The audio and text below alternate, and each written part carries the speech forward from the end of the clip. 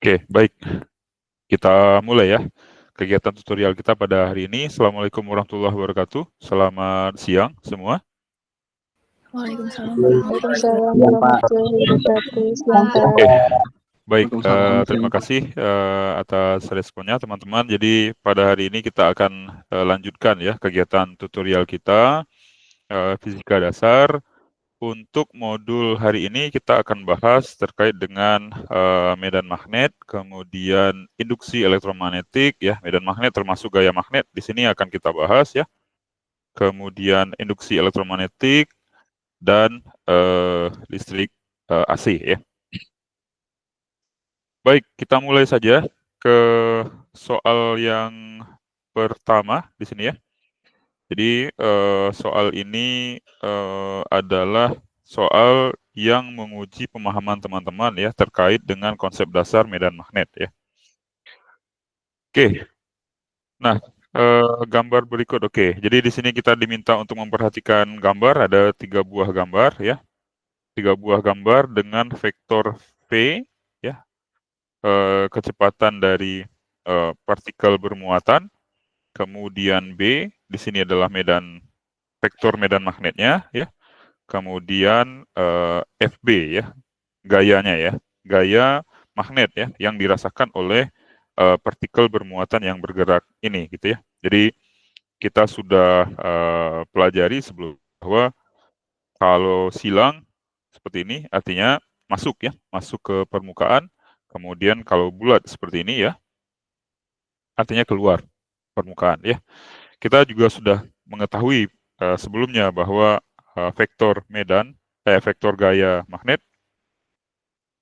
sama dengan apa? Q dikali V cross apa? B ya. V cross B ya. Oke, artinya di sini adalah kita diminta untuk menentukan ya, kira-kira dari 3 kasus ini, kasus A, kasus B, dan kasus C di sini, mana yang benar ya penggambaran ketiga vektor ini, hubungan ketiga vektor ini berdasarkan yang telah kita pelajari sebelumnya ya, yang ini ya. F sama dengan Q P cross B. Oke. Oke, lihat di sini teman-teman ya. Jadi ini V-nya ke arah sini, B-nya di sini artinya masuk atau keluar? Untuk gambar yang A? Masuk, Pak. Masuk ya.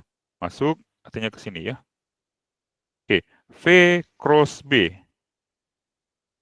Ya. Artinya gayanya kemana kira-kira? Seharusnya gayanya kemana? V cross B. Arahnya ke bawah, Pak. Ke bawah, Pak. Ke sini ya. FB-nya ya. Jadi ini salah ya. Ini salah ya. Penggambaran ini salah. Tidak mungkin terjadi seperti itu ya. Kemudian yang nomor B ya. Ini V-nya ke arah sini, B-nya ke arah sini ya. V cross B. F-nya ke arah mana kira-kira? Jadi V kita putar gitu. Oke, diputar seperti ini. Oke, gayanya kemana? Ke kiri, Pak. Kiri. Oh, ini ya, sobat. Ya, ini V-nya ke atas ya. Ini V-nya ke atas, agak serong sedikit gitu ya. Kemudian B-nya ke arah kiri di sini. Oke ya. F-nya kemana? F-nya. Kalau kita gunakan aturan skrup, kemana Stabita? Ke bawah. Ke bawah. Ke bawah? Yakin ke bawah? Kalau kita Yakin, Pak. gunakan aturan skrup atau aturan tangan kanan yang saya jelaskan sebelumnya ya, harusnya kemana? Jadi kita misalkan ini kita ada sebuah skrup gitu ya. Kemudian kita putar, putarannya kemana? Ke arah jarum jam atau berlawanan jarum jam ini? Searah, Pak. Kalau ke sini, V cross B loh. V diputar ke arah B. Berlawanan, Pak. Berlawanan, Pak. Iya, oke, berlawanan ya. Nah, arah skrup kita memutarnya kemana? Arah skrup kita akan masuk ke dalam layar atau keluar dari layar? Keluar, Pak. Keluar. Ya. Oke, keluar. Keluar, Pak. Oke, keluar. Ini benar. Oke ya. Baik. Nah, kemudian ini P-nya ke arah sini, keluar. Ya, P-nya ke arah sini. P cross B. Harusnya kemana gayanya? Kemana gayanya harusnya? Ke atas, Pak.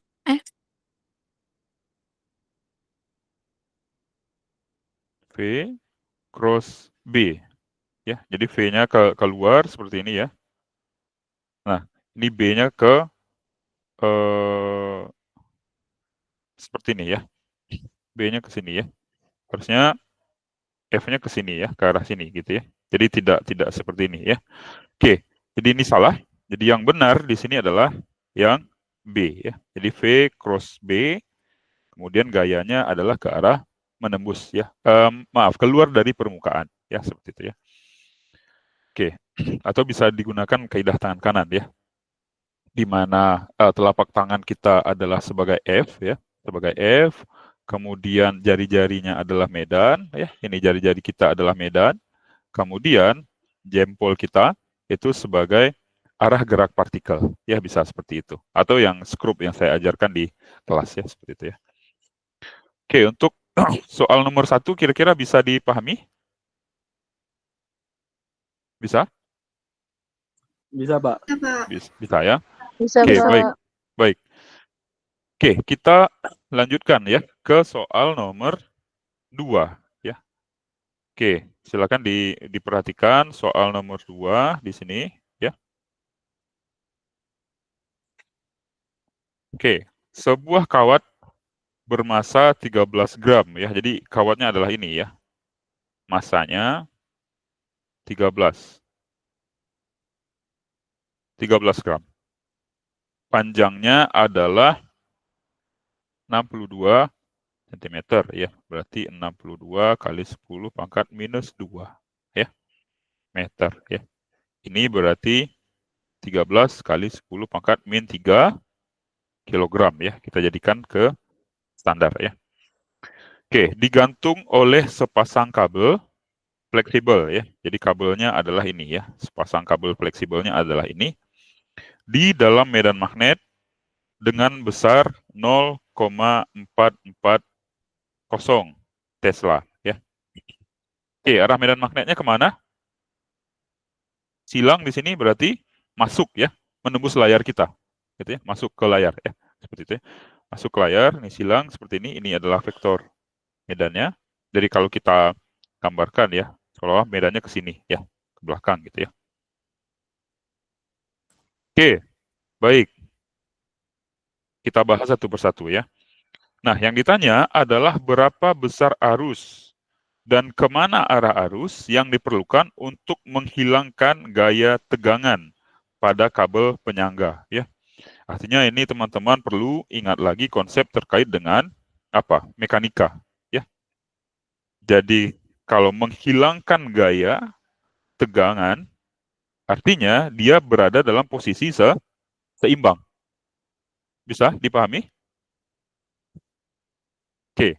Kalau posisi seimbang artinya apa? Di sini akan ada apa di sini kira-kira? Apa saja yang bekerja di sini? Gaya-gayanya apa saja yang bekerja? Gravitasi, Pak. Oke, gaya gravitasi ya, atau gaya berat ya. Berarti gaya gravitasi, gaya berat W sama dengan M dikali G ya. Masanya berapa ini tadi ya? Ini masanya, kemudian gravitasi ya 9,8 ya, atau misalkan kalau pemisalannya 10 ya kita gunakan 10 ya. Kemudian gaya apa lagi yang bekerja di sini? Gaya Lorentz, Pak. Gaya Lorentz, Pak. Karena itu kan kawatnya berarus. Sebelum itu apa saja? Gaya magnet, Pak. Oke. Jadi kita butuh gaya magnet di sini ya untuk menghilangkan gaya ini. Agar apa? Agar ini tegangannya sama dengan 0 ya. Jadi tidak ada tegangan pada kawat itu gitu ya. Jadi untuk menghilangkan gaya atau tegangan pada kawat ya. Jadi di sini tidak ada tegangan ya.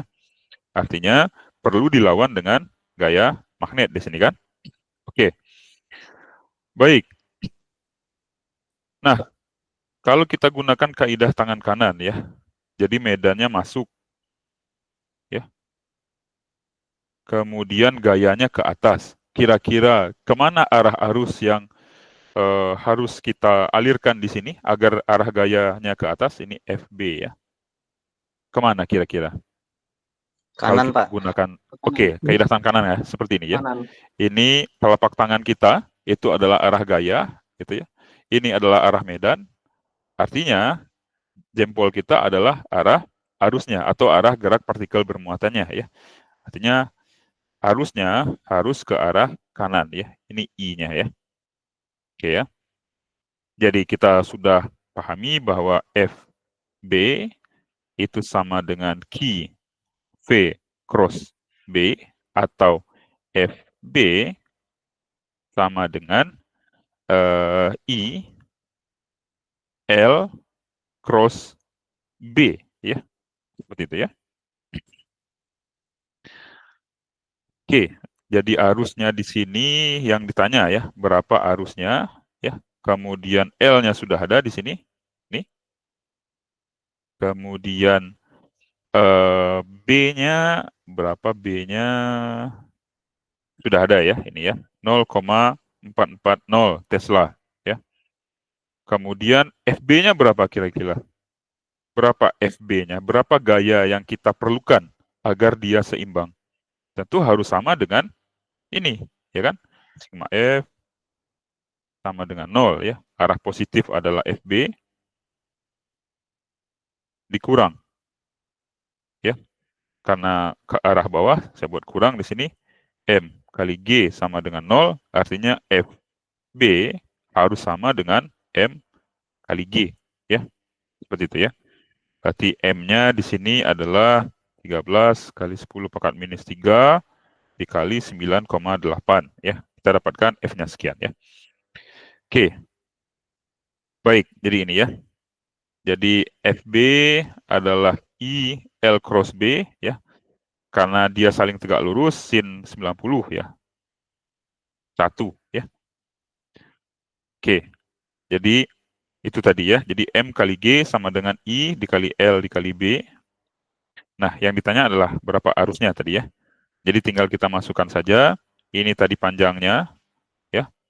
0,62 meter, kemudian ini B-nya 0,44 tadi, kemudian ini masanya dalam kilogram, kemudian gravitasi ya, 9,8 ya. Tinggal kita lakukan operasi, ini dikalikan, kemudian ini dikalikan, ini dibagi ini, ya, kita dapatkan arus. Demikian ya, 0,467 ampere ke kanan tadi ya. Oke, untuk soal nomor 2, bisa dipahami kira-kira? Ada pertanyaan? Silakan kalau ada pertanyaan. Ada pertanyaan? Oke, silakan. Pak Irus. Saya masih bingung, Pak, buat Ya. yang harus sama dengan MG itu saat di kondisinya seperti apa deh, Pak? Oh, oke. Kenapa harus sama dengan M dikali G, itu ya? Iya, Pak. Yang ini ya? Oke, baik. Baik, jadi kita kembali lagi ke soal ya. Jadi yang ditanyakan di sini adalah berapa arus ya dan arah arus yang diperlukan untuk menghilangkan gaya tegangan ya. Jadi kalau tidak ada gaya magnet di sini, misalkan ya kalau kita membahas terkait dengan soal mekanika kemarin ya, kesetimbangan benda tegar ya. Oke, kita kan perlu tinjau ya gaya-gaya yang bekerja ya. Oke, gaya-gaya yang bekerja di sini tentunya adalah M kali G ya. Kemudian di sini akan ada gaya tegangan tali ya. Jadi kalau si benda kita tergantung seperti ini, artinya dia akan berada di dalam kesetimbangan ya. Jadi sigma F sama dengan 0 ya. Kemudian ke arah atas berarti T dikurang ke arah bawah MG sama dengan 0 ya. Tegangan talinya sama dengan M kali G. Seperti itu ya. Karena dia dalam keadaan seimbang. Nah, di sini kita tidak menginginkan adanya tegangan pada ini. Gitu ya. Artinya, agar tidak ada tegangan pada ini, ya, kita harus berikan gaya lain, ya, agar dia itu seolah-olah tertarik ke atas gitu ya, dan berada dalam keadaan setimbang tanpa harus ada tegangan di sini, gitu ya. Nah, apa yang bisa menyeimbangkannya? Ya gaya magnet ini gitu ya, karena dia berada di bawah pengaruh medan magnet, kemudian bisa juga dialiri oleh arus ya. Sehingga samaan kita akan menjadi seperti ini ya. Jadi sigma F sama dengan 0 ya. Gaya-gaya yang bekerja jadi ini. Jadi FB positif karena ke arah Y positif ya, dikurang M kali G sama dengan 0 ya. Jadi gaya magnetnya harus sama dengan gaya beratnya gitu ya. Nah, sehingga dengan ini kita bisa mendapatkan berapa gaya magnet yang harus kita berikan ya, agar benda ini berada dalam posisi seimbang ya, sehingga tidak ada tegangan di sini. Tidak ada, tegangan di sini juga tidak ada. Kita dapatkan FB di sini, tentu kita harus bawakan ke konsep ini ya, gaya magnet ya. FB sama dengan I dikali L cross B. Nah, FB-nya kita dapatkan dari sini tadi. L-nya diketahui, B-nya juga diketahui. Sehingga harus bisa kita dapatkan. Oke, bisa dipahami kira-kira? Bisa Pak Pak, Irus? terima kasih. Oke, ya, sama-sama. Oke, ada pertanyaan lagi kira-kira? Silakan. Ya, Nadia Yurika, silakan. Pak, izin nanya. Ya. Tadi masih bingung yang itu, yang kaidah tangan kanan. Kaidah tangan kanan di soal nomor berapa? Di Yang soal nomor 2? Pak. Di soal nomor 2. Oke. Oke, kaidah tangan kanan ya. Jadi bayangkan saya menampar Nadia gitu ya. Gaya saya berikan dengan menggunakan apa? Telapak tangan ya. Telapak tangan ini adalah gaya, oke ya, arah telapak tangan ya. Kalau seperti ini berarti arah gayanya ke sini ya. Kalau telapak tangan saya seperti ini artinya gayanya ke atas. Kalau telapak tangan saya seperti ini gayanya ke ini ya. Oke, bisa dipahami? Bisa? Oke, ini arah gaya ya. Kemudian jari-jari saya ini adalah arah medan. Oke ya, jari-jari saya adalah arah medan ya. Jadi kalau arah medannya seperti ini silang berarti masuk ke layar. Ini adalah arah gayanya ke atas harusnya gitu ya. Karena kita butuh gaya arahnya ke atas untuk menyeimbangkan ini jadi ke atas. Kemudian arah medannya masuk. Nah, jempol saya itu adalah arah arusnya. Oke ya. Sehingga untuk kasus ini kita membutuhkan arah arus ke kanan ya. Arah arusnya harusnya ke kanan. Seperti itu ya. Nah, berbeda kalau misalkan ya. Kalau misalkan medannya saya buat seperti ini ya. Arah medannya keluar ya. Arah medannya keluar seperti ini ya. Gayanya ke atas. Ya. Gayanya tetap harus ke atas karena untuk menyeimbangkan ini. Ya. Kemudian arah medannya ke arah saya, gitu ya, ke arah keluar dari permukaan, keluar dari permukaan. Arusnya, artinya jempol saya ya ke kiri. Oke, Nadia, Yurika bisa dipahami kira-kira? Bisa Pak, bisa. Oke, bisa ya. Baik, silakan. Ada pertanyaan lagi sebelum kita lanjutkan? Jadi soal ini kombinasi ya, kombinasi antara gaya magnet ya dengan mekanika ya yang sudah kita pelajari sebelumnya ya. Oke, ada pertanyaan lagi kira-kira sebelum kita lanjutkan? Tidak ada? Bisa kita lanjutkan? Bisa, Pak. Bisa, Pak. Bisa ya. Oke, baik, kita lanjutkan ya. Oke, berikutnya soal nomor 3, indikator penilaiannya adalah harapannya dengan memahami dan memahami soal ini ya, dan memahami penyelesaiannya, teman-teman diharapkan memahami hukum-hukum elektromagnetisme untuk menghitung medan magnet ya.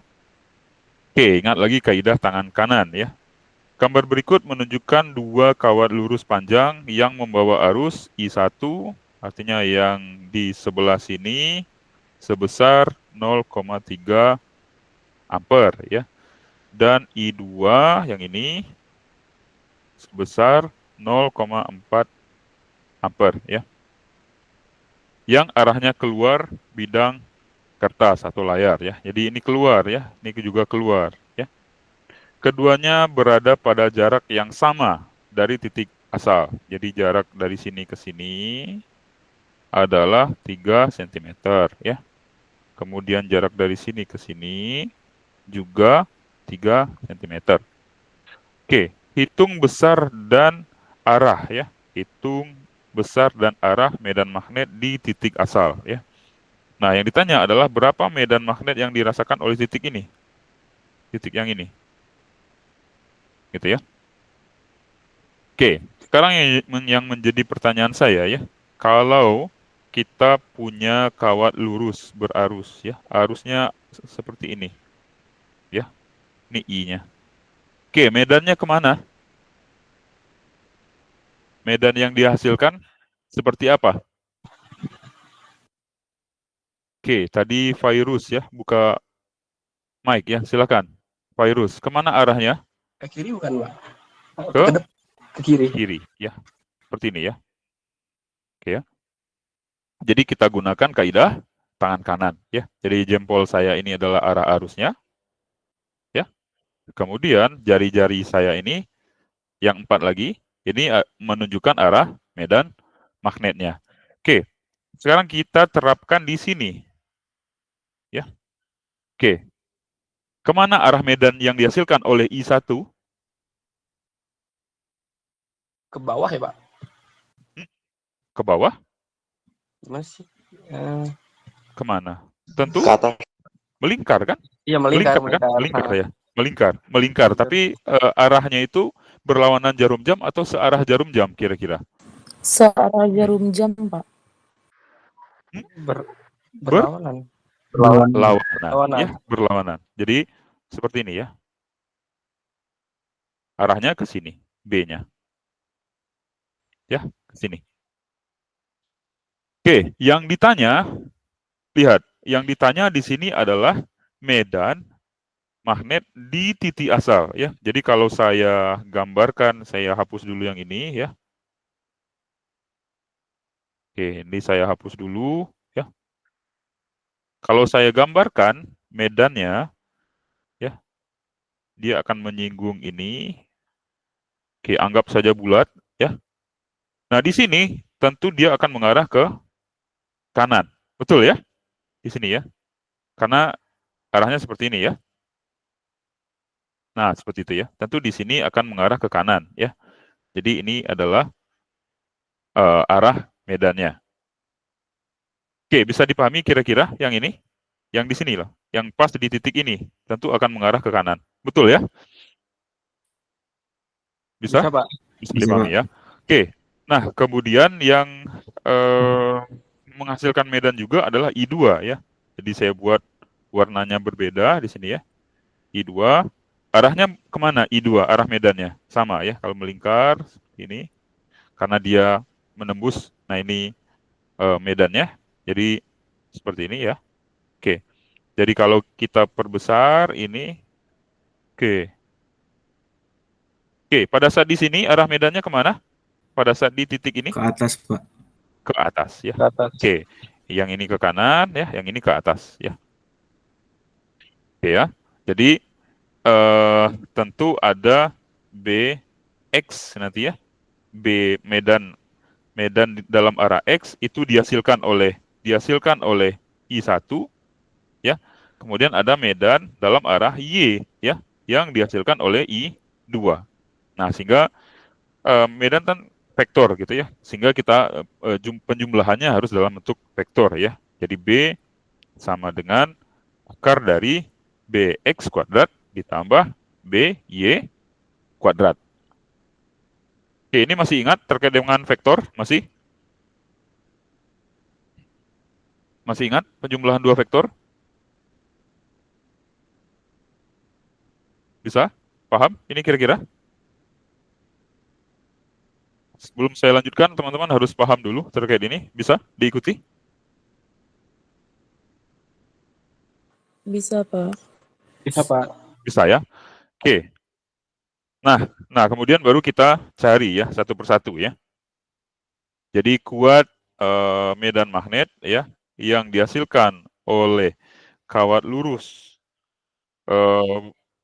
yang panjangnya tak berhingga dan dialiri arus ya mengikuti persamaan ini, B sama dengan mu 0 I dibagi 2 PR ya. Jadi B sama dengan mu 0 I dibagi dengan 2 PR ya. I ini arusnya ya. Arus, kemudian R adalah jaraknya ya. Jarak dari arus ini ke titik ini yang kita akan ukur medannya tersebut gitu ya. Berarti R-nya berapa di sini? 3 tadi ya. 3 cm ya. Ini ke sini juga 3 cm ya. Atau kalau kita nyatakan dalam bentuk meter, berarti 0,03 meter ya, sama. Ini sama ya, 0,03 meter ya. Oke, kita hitung ya. B1 di sini arahnya yang mana? BX atau BY? B1? BX, Pak. BX, BX Pak. ya. Ini B1 ini adalah BX ya. BX ya. Oke, jadi mu 0 dikali I, jadi mu 0 ini ya. 4pi kali 10 pangkat min 7.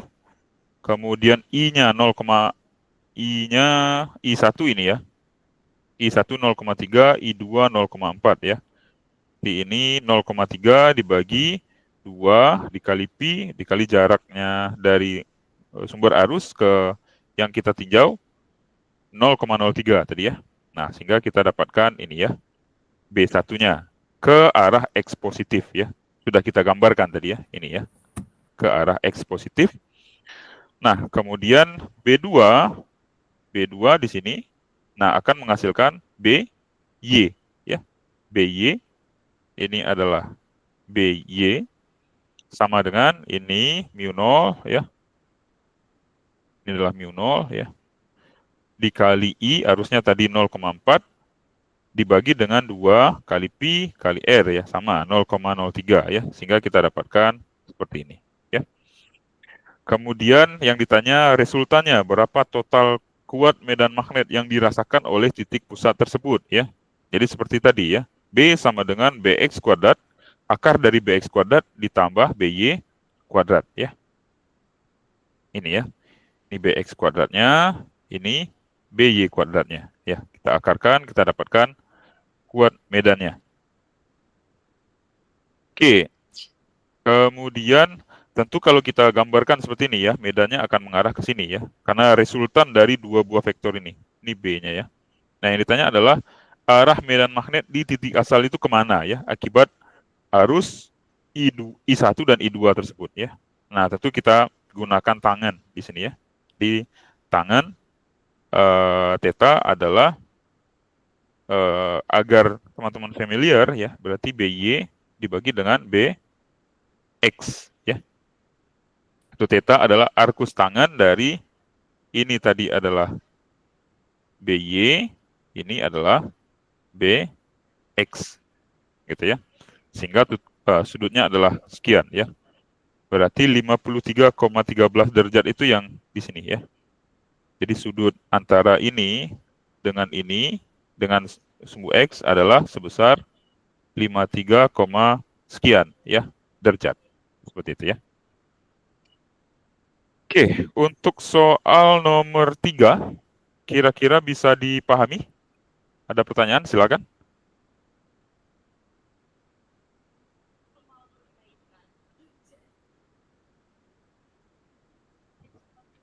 Oke, bisa dipahami kira-kira? Ada pertanyaan? Silakan.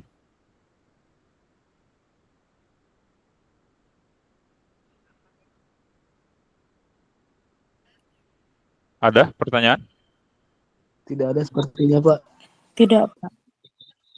Tidak Bisa, bisa Pak. dipahami? Oke, Tidak, Pak. Pak.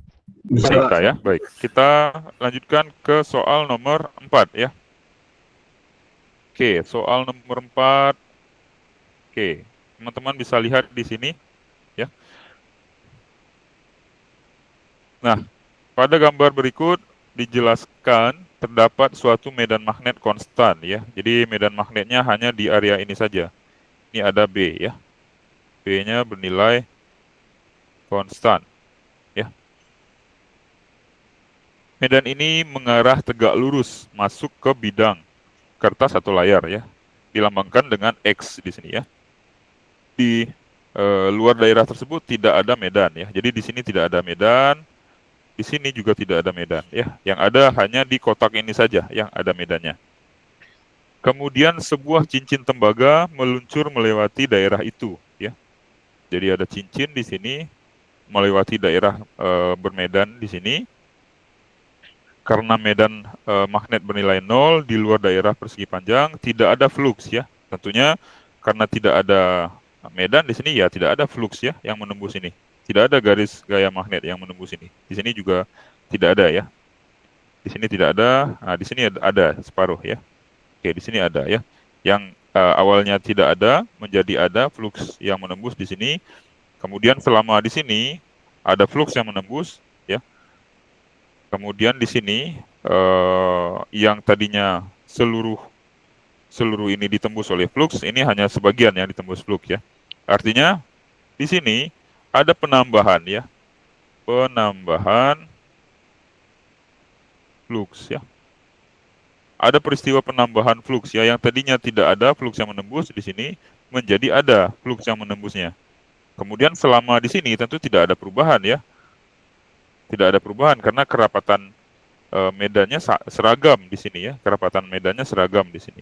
Nah, kemudian yang ini ada pengurangan tentunya ya.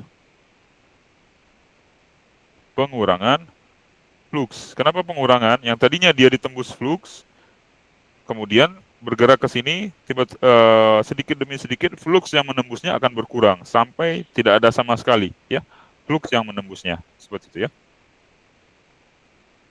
Oke, kemudian manakah dari pernyataan-pernyataan berikut yang benar menggambarkan arah arus induksi dan dalam cincin ya ketika melewati posisi 2, 3, dan 4 ya. 2, 3, dan 4 ya.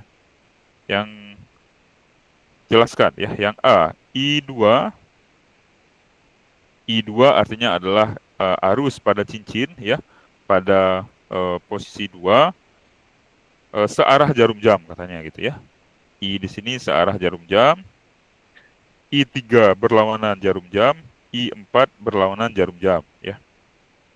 Kemudian yang B, I2 berlawanan jarum jam, I3 searah jarum jam, I4 searah jarum jam ya. Kemudian yang C, I2 searah jarum jam, I3 sama dengan 0, I4 berlawanan jarum jam.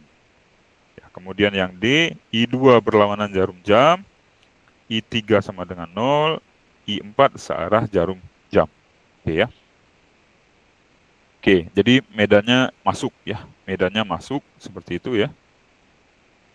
Oke, medannya masuk. Nah, di sini ada penambahan ya. Penambahan flux di sini. Kita sudah mengenal sebelumnya ya. Bahwa GGL sama dengan min d flux per dt ya. Minus d flux per dt. Kemudian arah arus induksi yang terbentuk itu terjadi ya. Terbentuk ketika terjadi perubahan ya. Jadi kalau ada perubahan flux maka ada GGL, ada arus di sana gitu ya, ada arus induksi ya. Nah, kemudian harus kita ingat ya, arah arus induksi yang terbentuk itu menghasilkan medan magnet yang berusaha ya melawan perubahan flux medan magnet ya. Seperti itu ya. Ini medannya ke arah mana di sini? Medannya di sini ke arah mana? Medan yang konstannya ke arah mana?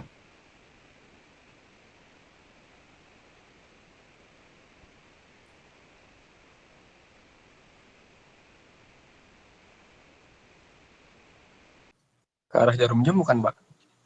Medan. medan yang ini, medan yang di sini, ke arah mana? Medan yang di sini, ke arah dalam kan? Ke dalam. Kan menembus ya. Oke, menembus ya. Menembus gitu ya. Jadi perubahan medannya ke arah dalam. Nah, kemudian medan yang dihasilkan oleh arus induksi itu melawan arah perubahan ini. Artinya medannya kemana?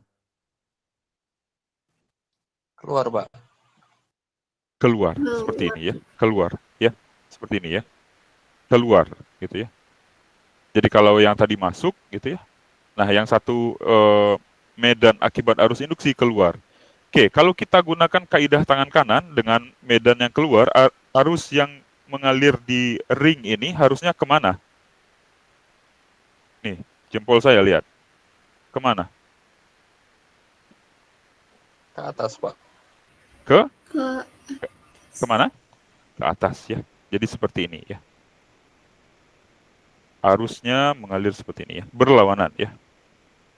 Jadi I ini berlawanan. Ya. I-nya berlawanan gitu ya. Seperti itu ya. Jadi arah medannya seperti ini ya. Oke.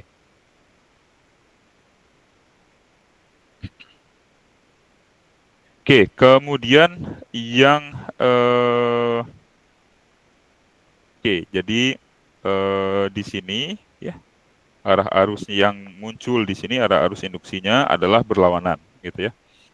Oke, kemudian di posisi 3 ya, di posisi 3 tadi apa? E sama dengan min D flux medan magnet dibagi dengan DT ya. Jadi GGL atau arus itu bisa terjadi kalau ada perubahan flux. Selama dia di sini, selama dia berada di kotak ini, dari sini sampai ke sini, apakah ada perubahan? Pada flux yang menembusnya, apakah ada perubahan kira-kira?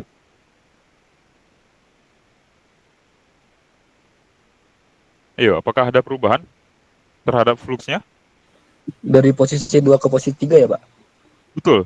Jadi setelah dia benar-benar masuk ke sini, dari sini, ya, sampai seperti ini, ya, selama proses dari sini ke sini, apakah ada perubahan flux?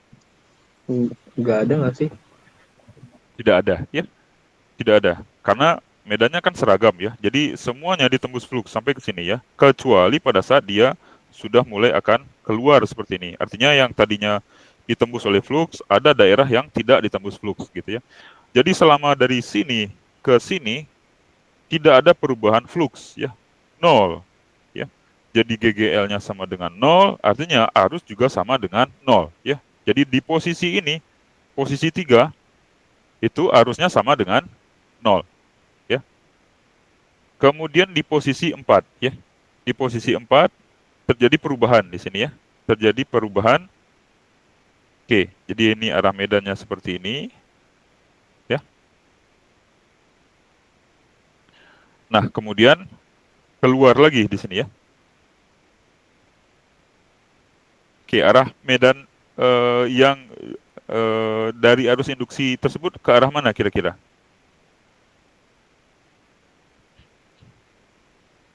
Ini arah medannya seperti ini ya. Arah medannya ya. Arah medan perubahannya. Nah, kira-kira seperti apa?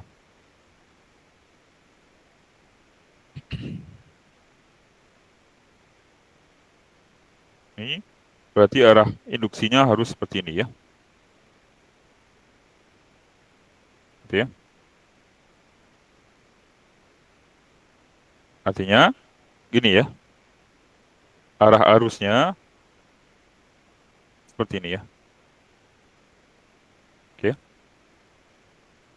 Gitu ya. Ke bawah gitu ya. Ini keluar ya. Ini keluar ya. Nah, oke, sehingga kita bisa pahami di posisi 2 ya. Di posisi 2 di sini fluxnya bertambah ya. Fluxnya bertambah, kemudian arusnya seperti ini ya. Kemudian di posisi 4 fluxnya berkurang ya. Fluxnya berkurang, arah arusnya berlawanan dengan arah ini tadinya ya, tentunya ya. Oke, artinya Kesimpulannya adalah di sini I-nya di posisi 2 ya. Posisi 2, I-nya berlawanan jarum jam. Ya. Kemudian I3 sama dengan 0 di posisi 3 ya. Kemudian di sini di posisi 4 maka I-nya adalah searah ya. Jarum jam. Oke ya. Jadi yang benar di sini adalah ini ya. I2 berlawanan jarum jam, I3 sama dengan 0, kemudian I4 ke arah jarum jam. Oke ya. Oke, ada pertanyaan kira-kira untuk soal nomor 4? Saya mau nanya Pak, Ya, boleh silakan, Virus. dijelasin lebih ini lagi kayak yang hukum lens Pak? Oke, hukum lens tadi ya. Oke, baik. Jadi dengan perubahan flux tadi ya, perubahan flux terhadap waktu, ya, itu menghasilkan GGL ya. Jadi GGL adalah minus deflux per dt. Dengan adanya GGL, itu akan muncul arus ya. Oke, berdasarkan hukum Lenz ya. Hukum Lenz ya. Nah, arus induksi ya. Kan terjadi ya, terjadi arus induksi. Nah, arus itu kan akan menghasilkan medan magnet ya. Arus akan menghasilkan medan magnet. Oke ya. Arus menghasilkan medan magnet ya. Kemudian, medan magnet yang dihasilkan ini itu akan melawan perubahan medan magnet. Ini. Dia melawan, ya. Jadi kalau di sini, medan magnetnya di sini masuk. Ya. Nah, medan magnet akibat arus induksi itu akan melawan ini. Artinya, di sini dia akan keluar. Ya. Seperti itu ya, keluar. Oke ya. Kita gunakan kaidah tangan kanan, maka arusnya adalah seperti ini. Gitu ya. Bisa dipahami untuk yang ini? Hukum Lenz tersebut? Virus? Masih bingung dikit Pak. Kenapa dia bisa keluar gitu jadinya? Oke, ini aturannya seperti ini ya. Jadi arus tadi ya, arus kan menghasilkan medan ya. Ya, ini I ya, kan menghasilkan medan ya. Ini ya. Nah, kembali lagi ke sini ya. Jadi perubahan flux menghasilkan GGL, kemudian ada arus induksi. Arus induksi itu dia menghasilkan medan. Oke ya, prinsipnya adalah seperti ini. Gitu ya. Dengan kaidah tangan kanan. Oke, sampai di sini bisa dipahami kira-kira? Bisa Pak. Bisa ya. Nah, sekarang ya. Sekarang adalah medan magnet ya. Medan magnet akibat arus induksi itu arahnya berlawanan dengan medan magnet ini. Ya, yang berubah tadi. Jadi medan magnet tadi arahnya ke dalam seperti ini. Oke. Medan magnet akibat arus induksi melawan ini. Jadi kalau ini ke dalam, dia akan keluar dia. Melawan ini. Itu. Ya. Jadi kita gunakan kaidah tangan kanan, ini arah medannya keluar seperti ini ya. Gitu. Ya. Sehingga arah arusnya adalah ini. Ya. Jadi ini adalah arah arus ya. Kemudian kalau kita buatkan kan melingkar seperti ini ya. Ini keluar ya. Ini masuk di sini ya, keluar di sini, masuk di sini, gitu ya. Bisa dipahami kira-kira? Bisa Pak. Bisa ya. Nah, seperti itu. Oke, silakan tadi Nadia Yurika, open mic, silakan ada pertanyaan? Tidak ada, Pak. Oke, baik. Oke, yang lain silakan ada pertanyaan kira-kira? Cukup? Untuk soal nomor 4, ada pertanyaan lagi? Silakan. Tidak ada? Bisa kita lanjutkan? Bisa, Pak. Saya. Bisa, Pak. Oke, baik. Kita lanjutkan ke soal nomor 5, ya. Oke, soal nomor 5, indikator memahami konsep dasar arus bolak-balik, ya. Oke, memahami konsep dasar arus bolak-balik.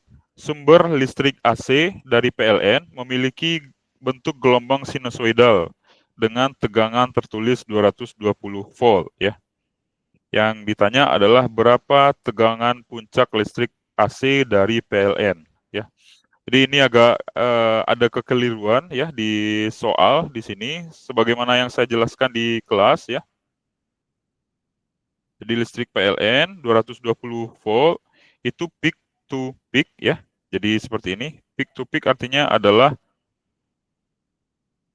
dari sini ke sini, ya. Itu besarnya adalah 220 volt, ya.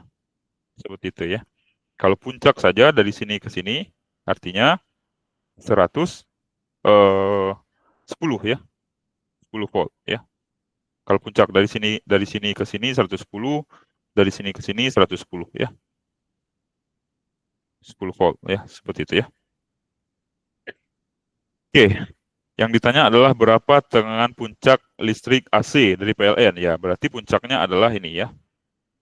110, ya, 110 volt, ya. Kemudian yang ditanya adalah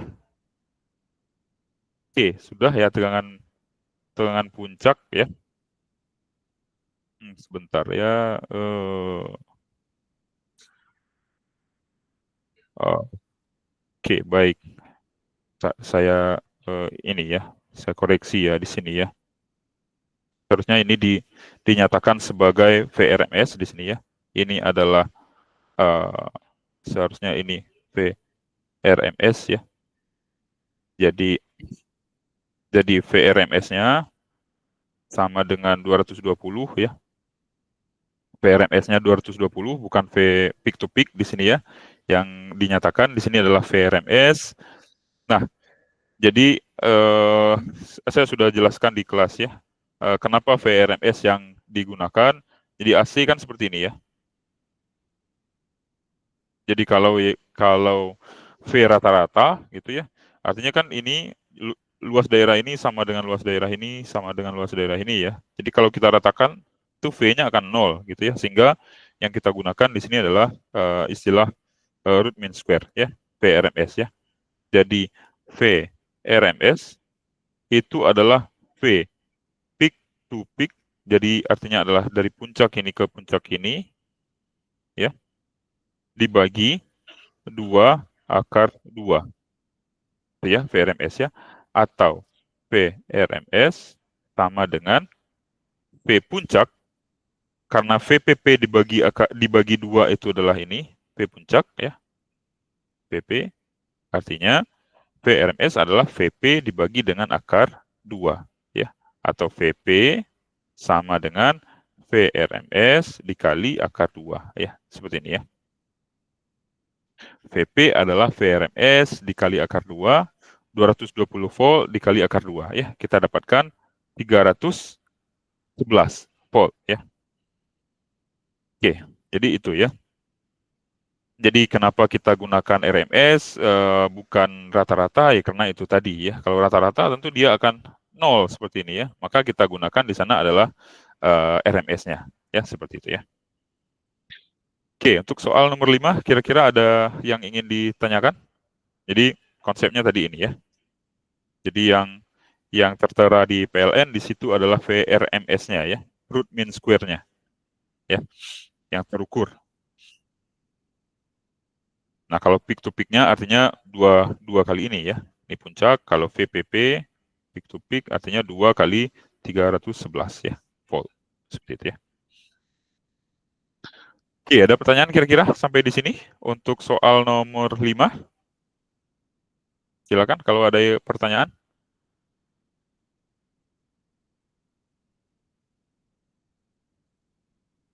Tidak ada? Tidak ada pertanyaan? Tidak ada, Pak. Tidak ada, ya. Oke, baik, kita lanjutkan ke soal nomor 6 terkait dengan rangkaian RLC ya, yang sudah kita bahas juga di kelas ya. Menjelaskan impedansi Z dari rangkaian AC yang mengandung resistor, induktor, dan kapasitor. Jadi di sini diserikan ya. Jadi seri ini sumbernya adalah sumber AC, kemudian ada R di sana ya, kemudian ada L, dan ada kapasitor ya, yang kita susun secara seri ya. Ini L, C. Oke ya.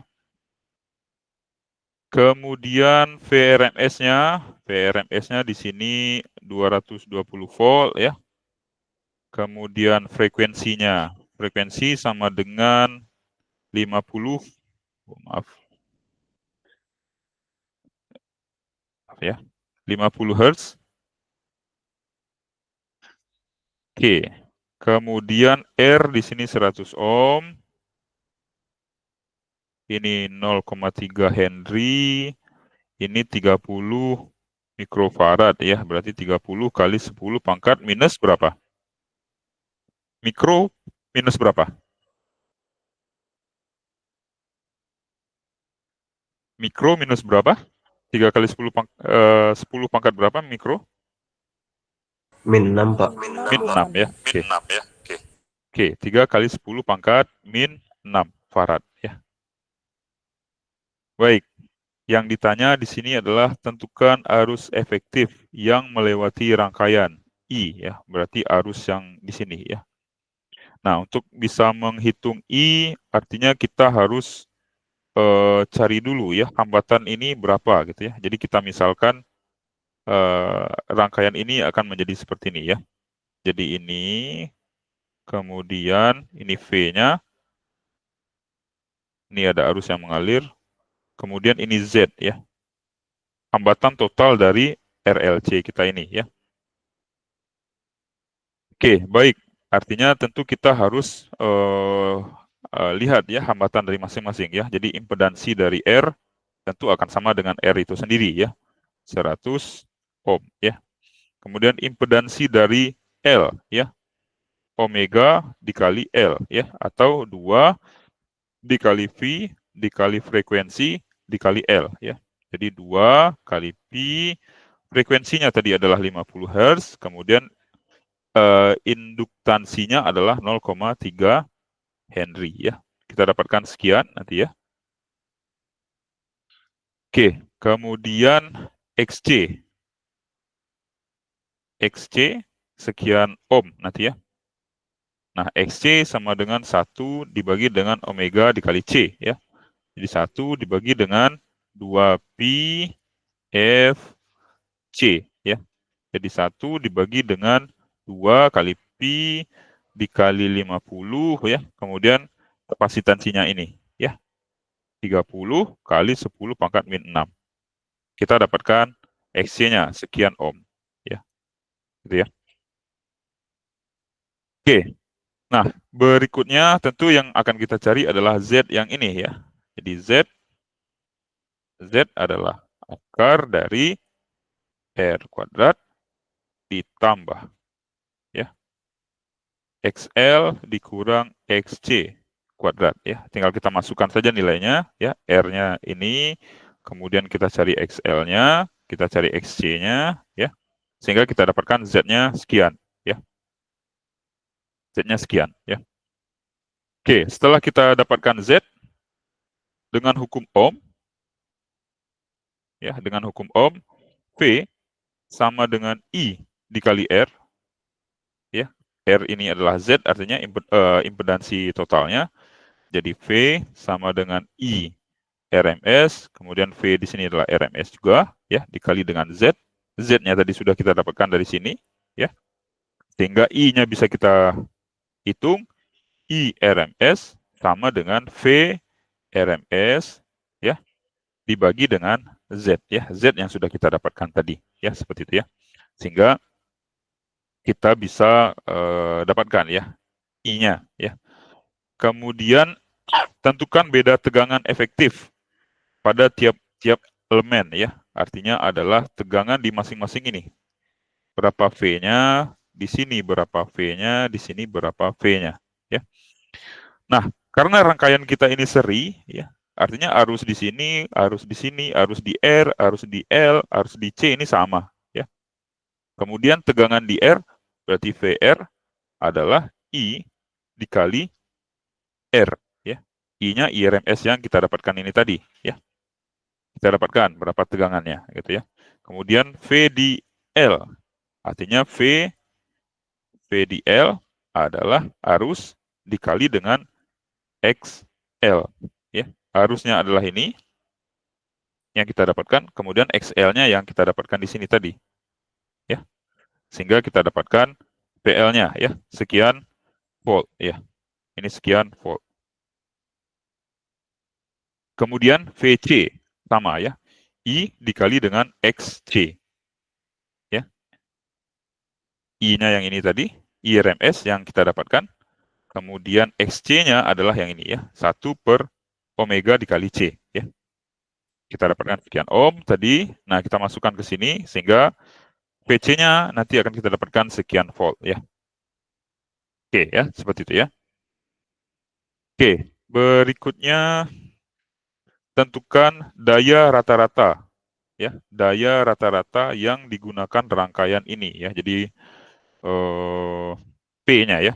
Jadi P sama dengan V dikali I tentunya ya. V-nya adalah VRMS ini ya. 220 volt ya dikali dengan I. I-nya adalah I RMS ini ya. Sehingga kita dapatkan dayanya. Oke ya. Oke, itu jadi ini apa namanya penyelesaiannya seperti ini gitu ya. Sudah saya jelaskan apa namanya konsepnya tadi. Ya, jadi tinggal kita cari XL-nya, kemudian XC-nya dengan persamaan yang saya buatkan tadi ya, sehingga kita akan dapatkan arus RMS-nya. Kemudian tegangan tiap elemen, jadi IRMS dikali dengan apa namanya hambatan ya dari masing-masing elemen R, XL dan XC ya. Dicari dulu XL dan XC-nya hingga kita dapatkan V-nya di sini. Ya. Kemudian daya rata-rata ya. Daya rata-rata di sini kita cari dulu fasa ya antara tegangan dan arusnya di XL. Kenapa tangan di sini ya? Jadi XL dikurang XC dibagi dengan R. Nah, XL-nya sudah didapatkan tadi ya. Jadi XL adalah omega dikali L, XC adalah 1 per omega kali C. Kemudian ini R-nya, kita dapatkan sudut fasa. Kemudian P adalah V dikali I ya. V dikali I dikalikan dengan sudut fasanya tadi ya. Cos dari fasanya ya. Maka kita akan dapatkan seperti ini ya. Ya, atau bisa juga didapatkan seperti ini ya. Jadi P itu sama dengan V dikali I ya. Kalau ada fasanya di sini berarti dikali cos fasanya, atau P sama dengan I kuadrat dikali R ya. I-nya IRMS, kemudian R-nya di sini adalah ini ya. Oke ya. Jadi yang menggunakan daya di sini hanya resistor saja ya. Kemudian P bisa kita hitung juga sebagai V kuadrat per R ya. Oke, sehingga kita dapatkan seperti ini ya.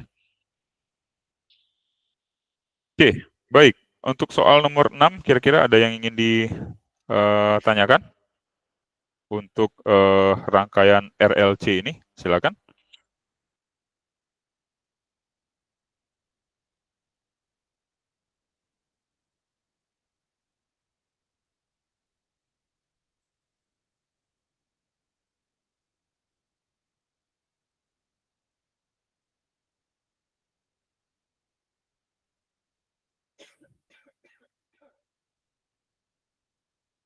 Oke, ada pertanyaan? Silakan.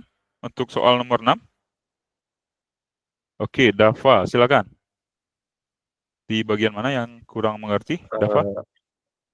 Kalau RMS itu yang akar 2-nya itu konstan ya Pak? Apa bisa berubah nilainya? Oh iya, konstan. Konstan.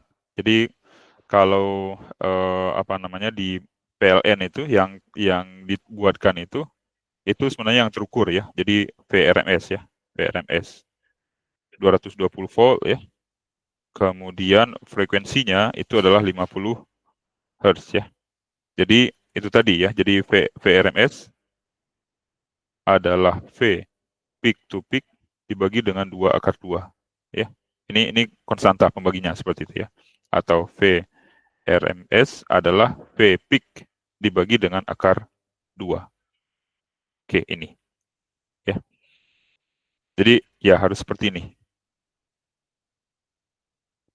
Memang konstan seperti itu. Terima kasih. Ya. Ya, sama-sama. Ada lagi kira-kira pertanyaan?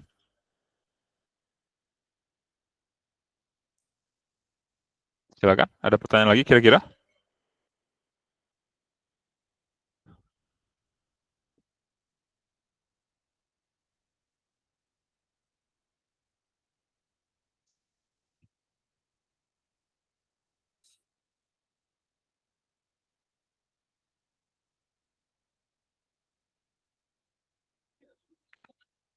Oke, virus. Silakan virus.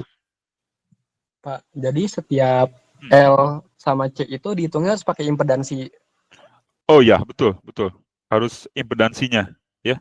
Karena untuk hukum Ohm itu V sama dengan I kali R. Ini R di sini maksudnya adalah hambatannya. Hambatan atau impedansi. Ya. Sedangkan C itu kan kapasitansi ya. Kapasitansi. Kemudian L di sini adalah induktansi. Sehingga kalau kita ingin menerapkan hukum Ohm pada rangkaian itu harus kita ubah ke impedansi masing-masing ya. Jadi impedansi dari resistor ya sama dengan resistor itu sendiri ya. Jadi XR ya sama dengan R ya. Nah, kalau ini berbeda. Jadi kita bisa lihat di sini bahwa resistansi dari resistor itu tidak dipengaruhi oleh frekuensi ya. Nah, tetapi untuk kapasitansi ini dipengaruhi ya, di mana XC sama dengan 2 XC sama dengan 1 per omega C ya, 1/2 pi Fc ya. Sedangkan XL sama dengan omega L ya, 2 pi F dikali L. Ya, kita bisa lihat di sini ya bahwa hambatan dari kapasitor dan hambatan dari induktor itu dipengaruhi oleh frekuensi sinyal ya yang kita berikan pada rangkaian tersebut. Bisa dipahami kira-kira, virus? Bisa, Pak. Bisa ya. Oke, baik. Ada pertanyaan lagi? Silakan.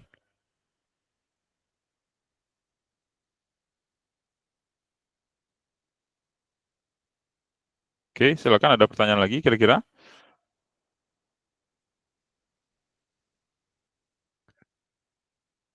Oke, kalau tidak ada, saya akan lakukan presensi ya untuk pertemuan kita hari ini. Sebentar ya.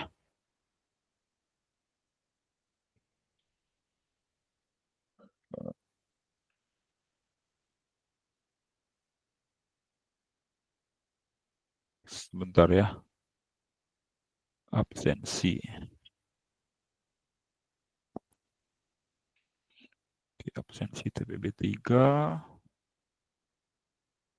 Siti Nurhalizah. Hadir, Pak. Oke. Nihayatul Maziyah. Hadir, Pak. Nihayatul ada. Cinta Sri. Hadir, Pak. Rehan Setia Wijaya. Hadir, Pak. Nadia Aulia. Hadir, Pak. Stabita Fitriani. Hadir, Pak. Anami Habibah. Hadir, Pak. Arif Rahmat Ramadan. Ada? Arif Rahmat Ramadan ada? Hadir, Pak. Ada. Oke.